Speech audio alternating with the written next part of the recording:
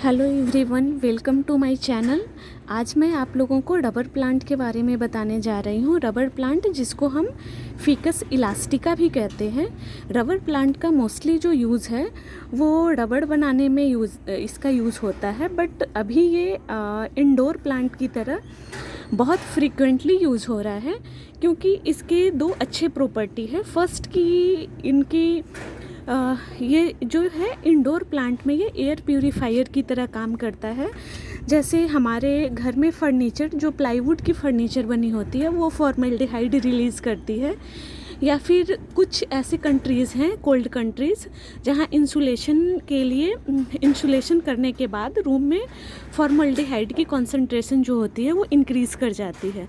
तो वैसे कंडीशन में ये जो रबर प्लांट को अगर इंडोर रखा जाए तो ये उस जो फॉर्मल्डिहाइड है उसकी कॉन्सेंट्रेशन को डिक्रीज़ करता है।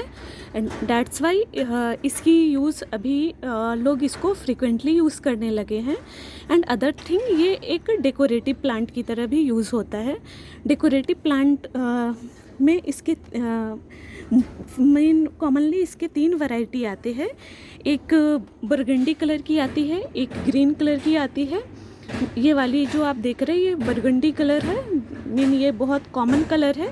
ऐसे इसकी बहुत सारी वैरायटीज़ होते हैं, बट जो कॉमनली अवेलेबल वैरायटीज़ जो हमें नर्सरी में मिल जाते हैं फ्रीक्वेंटली, उसमें है burgundy colour, green colour and एक वेरीगेटेड वाली आती है। तो वेरीगेटेड वाली ये मेरी वेरीगेटेड वैरायटी है, ये मेरी बुरगंडी वाली वैरायटी है। और ग्रीन वाली वैरायटी मेरे पास पहले थी, बट उसकी फ्रीक्वेंट रिपोर्टिंग के कारण वो मेरी प्लांट नियरली 1 साल पहले वो सूख गई थी।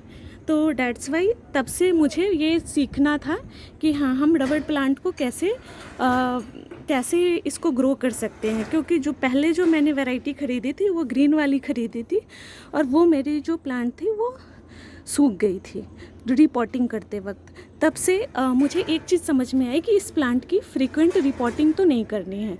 जैसे हम नर्सरी से लाते हैं हमें वैसे इसको लगा देनी है। देन ये डेकोरेटिव प्लांट की तरह भी अभी बहुत कॉमनली यूज़ हो रहा है। लोग इसको डेकोरेशन पर्पस के लिए घर में रखते हैं। बहुत लोग एयर प्यूरीफायर है इसलिए भी घर में रखना पसंद करते हैं। इसलिए चलिए अब आप लोगों को मैं बताती हूँ कि इसकी केयर कैसे करनी है, इसको प्रोपेगेट कैसे करनी है। ये सारी बातें मैं आप लोगों को बताने जा रही हूँ। तो आप देख सकते हैं कि इस प्लांट को मैंने बालकनी में रखी है, जहाँ पे एवरेज सनलाइट आती है, और थोड़ी मैंने ग्रीन कर्टेन लगा रखी है। ऐसे ये रेनी सीजन है तो मुझे इस ग्रीन कर्टेन की ज़्यादा अभी ज़रूरत नहीं पड़ रही है, बट फिर भी कभी कभी तेज़ सनलाइट निकल आते हैं, इसलिए मुझे ग्रीन कर्टेन की ज़रूरत पड़ जाती है। तब मैं इस ग्रीन कर्टेन को फैला देती हूँ। तो इस प्लांट को जो सनलाइट की ज़रूरत होती है वो नियरली 3 to 4 आवर, जो बरगंडी कलर है इसके लिए 3 to 4 आवर की ज़रूरत पड़ती है, और दोनों बरगंडी एंड ग्रीन कलर के लिए। और ये जो वेरीगेटेड वैरायटी है इसको 4 से 5 घंटे जो डायरेक्ट ब्राइट सनलाइट होती है उसकी ज़रूरत पड़ती है। तो अगर गर्मियों का मौसम है तो मैं तो हमेशा आपको यही सजेस्ट करूँगी कि आप इसको बालकनी में रखें, इस प्लांट को, जहाँ पे ब्राइट सनलाइट आती हो। कम से कम 2 से 3 घंटे की अच्छी ब्राइट सनलाइट मिल पाए, आप उसको वहीं पे रखें। या फिर आप इस प्लांट को अगर बालकनी में रख रहे हैं तो ज़्यादा अच्छा है। अगर इंडोर रख रहे हैं तो विंडो के पास रखिए, सो डैट इसको मॉर्निंग की जो 3-4 घंटे की अच्छी सनलाइट है वो इसको मिल सके। देन मैं इसको इसकी वाटर रिक्वायरमेंट की बताऊं तो इसको मॉडरेट वाटर की ज़रूरत पड़ती है। इसको बहुत ज़्यादा वाटर नहीं चाहिए, बहुत कम वाटर भी नहीं चाहिए, मॉडरेट वाटर की ज़रूरत पड़ती है इस प्लांट को। तो आपको कैसे समझना है कि इसको वाटरिंग करनी है कि नहीं, तो आपको इसकी जो मिट्टी है उसको अच्छे से ऑब्जर्व करनी है। अगर मिट्टी जो है वो नियरली 1 इंच ड्राई हो चुकी है तो आप उसको वाटरिंग कर दीजिए। अगर आपको समझ में नहीं आ रही है देन आप किसी एक छोटे से स्टिक की मदद से आप उसको अंदर डाल के, स्टिक को डाल के, और आप चेक कर सकते हैं कि हाँ, इस प्लांट में की मिट्टी अगर नियरली 1 इंच तक सूख गई है तो आपको उसको मेन वाटरिंग करने की ज़रूरत है। नहीं तो अगर आपको फिर भी नहीं समझ में आ रही है तो आप एवरेज 4 to 5 डेज़ पे आप इसकी वाटरिंग कर दीजिए। और इसको आप जिस भी पॉट में लगा रहे हैं वो पॉट वेल ड्रेनिंग पॉट होनी चाहिए। मीन जब आप इसमें वाटरिंग कर रहे हैं तो इसके बॉटम से जो पॉट है, इसके बॉटम से वाटर नीचे निकल के आनी चाहिए, सो डैट आपको समझ में आ जाए कि हाँ ये वेल ड्रेनिंग पॉट आपकी है, जो है वो वेल ड्रेनिंग है। और आपके प्लांट में सिंस इसके बहुत सारे इसके रूट जो होते हैं बहुत बहुत ज़्यादा वो पॉट को कम्प्लीटली कवर करते रहते हैं, तो सारे रूट को वाटरिंग मिल पा रही है कि नहीं ये भी आपको समझ में आ जाएगी। अगर इससे पानी बाहर की तरफ, नीचे से बाहर की तरफ आ रहा है, नीचे जो पॉट में होल है उसके थ्रू अगर बाहर की तरफ आ रहा है तो आपको समझ जाना है कि प्लांट की अच्छे से वाटरिंग हो चुकी है। तो 4 to 5 डेज में आपको इसकी एक अच्छी सी वाटरिंग इस प्लांट की कर देनी है। देन वाटरिंग के बाद मैं इसका सॉइल प्रिपरेशन बताऊंगी। तो इसकी जो सॉइल है वो हमें प्रिपेयर करना है।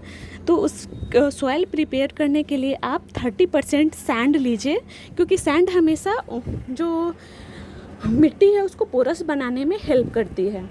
तो अगर आप सैंड रखेंगे तो आपकी मिट्टी जो है वो पोरस रहेगी। तो 30% आप सैंड ले लीजिए, 30% गार्डन सॉइल ले लीजिए, 30 to 35% आप वर्मी कंपोस्ट या कंपोस्ट ले लीजिए, और नियरली 5% आप इसमें कोकोपीट ऐड कर सकते हैं। कोकोपीट ऑप्शनल है, अगर आप कोकोपीट ऐड नहीं भी करेंगे तो भी आपकी ये प्लांट चल जाएगी, लेकिन इसकी मिट्टी बहुत पोरस होनी चाहिए। और हमेशा आप इसकी 2-3 दिन पे थोड़ा ऐसे इसके रूट को थोड़े थोड़े मिट्टी के लेवल को आप ऐसे मिलाते रहें, सो डैट इसके रूट को थोड़ी एयरेशन की ज़रूरत पड़ती है। तो अगर आप ऐसे इसको करते रहते हैं तो इसके रूट को एयरेशन मिलती रहती है, तो ये करनी बहुत ज़रूरी है।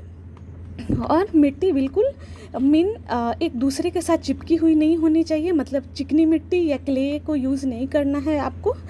जो भी आपकी गार्डन सॉइल है उसको आप यूज़ करिए, और उसके साथ आपको sand and compost, vermi compost या काउडंग कुछ भी आपको मिलाना है।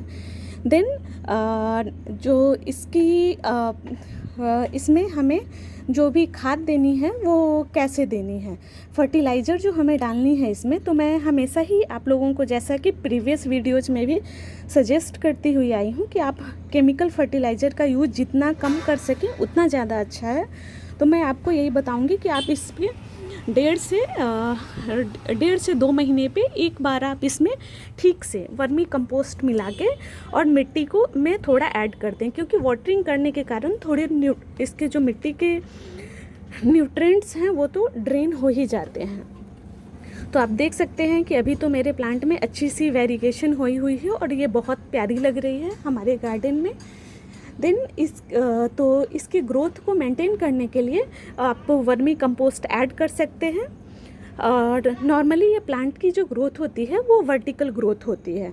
तो कभी कभी क्या होता है कि वर्टिकल ग्रोथ के कारण जब ये 2 फीट या उससे ज़्यादा 2.5 फीट ऐसे जब ये लंबी हो जाती है प्लांट, देन ये किसी एक तरफ झुकना स्टार्ट कर देती है। उस केस में इसको सपोर्ट की ज़रूरत पड़ती है। आपको ये डंडे से लगा के और इसको बांध सकते हैं, तो इसको सपोर्ट की ज़रूरत पड़ सकती है। अभी मेरे दोनों पौधे ठीक हैं, किसी को सपोर्ट की ज़रूरत नहीं है, बट सपोर्ट की ज़रूरत पड़ सकती है, तो आप वैसा कर सकते हैं। और अगर आप इसको बुशी बनाना चाहते हैं तो आपको यहाँ नियरली बुशी बनाने के लिए यहाँ इसको टिप से आपको कट कर देनी पड़ेगी, तो इसके साइड ब्रांचेज निकल जाएंगे। आप अगर अपने प्लांट को बुशी बनाना चाहते हैं, अभी मेरा प्लांट ज़्यादा बड़ा नहीं हुआ है इसलिए मैंने अभी इसकी कटिंग नहीं की है, ठीक है। तो ये प्रूनिंग का तरीका है। बहुत लोगों को बुशी प्लांट अच्छे लगते हैं, तो ऐसे कंडीशन में आप इसकी प्रूनिंग कर सकते हैं। देन इसकी रिपोर्टिंग के लिए मैं यही बताऊंगी कि आप इसकी फ्रीक्वेंट रिपोर्टिंग नहीं करें। इससे पहले जो मेरी ग्रीन वाली वैरायटी थी वो फ्रीक्वेंट रिपोर्टिंग करने के चक्कर में ही वो मेरी प्लांट सूख गई थी। तो आप इसको जैसे नर्सरी से लाते हैं वैसे ही आप रखें। या फिर एक बार आप रिपोर्टिंग कर सकते हैं, और इसको बहुत बड़े पॉट में नहीं लगाएं जब तक कि आपको ऐसा न लगे कि हाँ आपके पॉट से जो रूट है वो नीचे से बाहर की तरफ निकल रही है, उसके रूट्स, तभी आप इसकी रिपोर्टिंग करें। इनडायरेक्टली मेरे कहने का मतलब है कि अगर आपकी पॉट जो है वो कम्प्लीटली रूट से फिल्ड हो गई है तभी आपकी इसकी रिपोर्टिंग करें, अदरवाइज़ इसकी रिपोर्टिंग करने की ज़रूरत नहीं है। ये प्लांट वैसे भी अच्छा चलता है, हार्डी प्लांट है, जल्दी ये सूखता नहीं है। पता नहीं मेरी प्लांट कैसे सूख गई थी वो, बट रिपोर्टिंग करने के चक्कर में वो सूख गई थी। देन इसकी प्रोपेगेशन करने की इसकी भी 2 मेथड है। आप इसको स्टेम से प्रोपेगेट कर सकते हैं और लीफ से भी प्रोपेगेट कर सकते हैं। तो अगर आपको स्टेम से प्रोपेगेट करना है देन आपको अच्छे से अपनी जो भी आपकी सीज़र है उसको स्टेरिलाइज कर लेनी चाहिए, अपनी सीज़र को। देन आप इसके नियरली ऊपर टिप से लेके नीचे तक 5 to 6 इंच के अभी मैं स्टेम से प्रोपेगेशन की मेथड बता रही हूँ, तो सीज़र की हेल्प से आप इसको ऐसे यहाँ से कट कर सकते हैं। अभी मैंने इसको प्रोपेगेट किया नहीं है इस प्लांट को, क्योंकि ना ही आप देख सकते हैं, ना ही मेरे पास स्पेस है रखने की, और ना ही ये प्लांट अभी उतना बड़ा भी नहीं हुआ है, तो मैंने प्रोपेगेशन ट्राई अभी नहीं की है। बट आपको मैं मेथड बता देती हूँ कि तो 5 to 6 इंच की आप इसकी स्टेम से, जैसे यहाँ से आप इसको सीज़र की हेल्प से आप कट कर सकते हैं। देन उसके लिए आप स्टेम को और इसको अगर लीफ से भी आपको प्रोपेगेट करनी है तो भी आप नियरली ऐसे इधर से आप इसको कट कर लीजिए। देन जो एक लीफ को एक साथ रखना है, तो जैसे आप नोड के साथ इसको जब भी लीफ को सेपरेट नहीं करनी है इससे स्टेम से, नोड के साथ लेनी है हमेशा लीफ को। नोड के साथ लीफ को लेने के बाद आप क्योंकि नोड से ही ये शूट है, स्टेम है, उसकी ग्रोथ नोड से ही होती है, तो आपको ये नोड लेने की यानी स्टेम का थोड़ा सा पार्ट हमेशा लीफ के साथ अटैच रखनी है। ऐसा नहीं है कि आप लीफ से प्रोपेगेट कर रहे हैं तो आप लीफ तोड़ के ले लेंगे, ऐसा आप नहीं करेंगे, क्योंकि लीफ की ग्रोथ नोड से ही होती है, तो स्टेम की थोड़ी सी पार्ट रखनी है। ऐसे करके आप सिंगल नोड के साथ सिंगल लीफ वाली आप बहुत सारी कटिंग बना के उसको आप डायरेक्टली वाटर में डाल के प्रोपेगेट कर सकते हैं। अगर आपकी मर्जी है तो आप रूटिंग हार्मोन यूज कर सकते हैं, आपकी मर्जी नहीं है तो आप रूटिंग हार्मोन, कुछ मैंडेटरी नहीं है, बट अगर आपको लगता है कि हाँ ग्रो नहीं कर पाएगा तो आप उसमें रूटिंग हार्मोन ऐड कर सकते हैं। तो ये हो गया वाटर से। तो वाटर में ऐसे आप स्टेम को डाल के और लीफ को नोड के साथ स्टेम की थोड़ी सी पार्ट के साथ डाल के आप किसी भी ट्रांसपेरेंट शीशे के ग्लास या बोतल में डाल के आप इसको प्रोपेगेट कर सकते हैं। अगर आपको स्टेम से प्रोपेगेट करनी है तो आप ऐसे 5 to 6 इंच की स्टेम की कटिंग कर लीजिए। देन उसके लिए उसको भी आप वाटर में डाल के और आप रख दीजिए। रूटिंग हार्मोन की आपको हेल्प लेनी है तो आप ले सकते हैं, नहीं तो आप इसको भी डायरेक्टली वाटर में डाल दीजिए। स्टेम नीचे से आप ऑब्जर्व करेंगे धीरे धीरे कि रूट बनने स्टार्ट हो गए हैं। अगर आपको सॉइल में इसको प्रोपेगेट करनी है तो वैसे ही आपको जो भी 5 to 6 इंच की आपकी जो भी कटिंग है उसको आप ले लीजिए, और या फिर लीफ को नोडल एरिया के साथ ले लीजिए। देन आप उसको एक सॉइल मिक्सचर प्रिपेयर करनी होगी अलग से, जिसमें आपको 2 पार्ट जो है गार्डन सॉइल आपको लेनी पड़ेगी एंड 2 पार्ट आपको परलाइट लेनी होगी। 1 पार्ट आप सैंड ले लीजिएगा एंड 1 पार्ट वर्मी कंपोस्ट ले लीजिएगा। एंड इसके जो भी कटिंग है या फिर नोड के साथ जो इसकी लीफ वाली पार्ट है उसको आप लेके और इसमें आप डाल दीजिए। अगर उसमें जब आप इसकी कटिंग करेंगे तो आप देखेंगे कि थोड़ी वो मिल्क जैसी इससे सिक्रीशंस आती है, तो उसको आप टिश्यू पेपर या किसी भी चीज़ की हेल्प से आप उसको क्लीन कर सकते हैं। एंड देन उसको आप जस्ट मिट्टी में दबा दीजिए, आपके प्लांट की रूटिंग हो जाएगी। देन नेक्स्ट थिंग मुझे आपको इस प्लांट के बारे में बतानी है कि ये प्लांट बहुत हार्डी है, तो ज़्यादा इस पे इंसेक्ट के अटैक होते नहीं हैं, but by the way insect की अटैक हो रही है। तो मैं अब इसको ऐसा करती हूँ कि और इसके लीफ ब्रॉड भी हैं तो डस्ट इस पर काफ़ी ईजिली आ जाते हैं। तो जो प्रेशर स्प्रे है उससे मैं थोड़ी इस तरीके से स्प्रे कर देती हूँ इस पर। कभी कभी मैं डायरेक्टली वाटर को ही स्प्रे कर देती हूँ थोड़े प्रेशर में, और कभी मैं वाटर में 1 लीटर वाटर में 1 टीस्पूनफुल जो है 1 चम्मच में नीम ऑयल मिला देती हूँ और ऐसे मैं स्प्रे कर देती हूँ। और देन मैं टिश्यू पेपर के हेल्प से लीफ को पोंछ देती हूँ। तो ये इंसेक्ट के अटैक से बचा रहता है।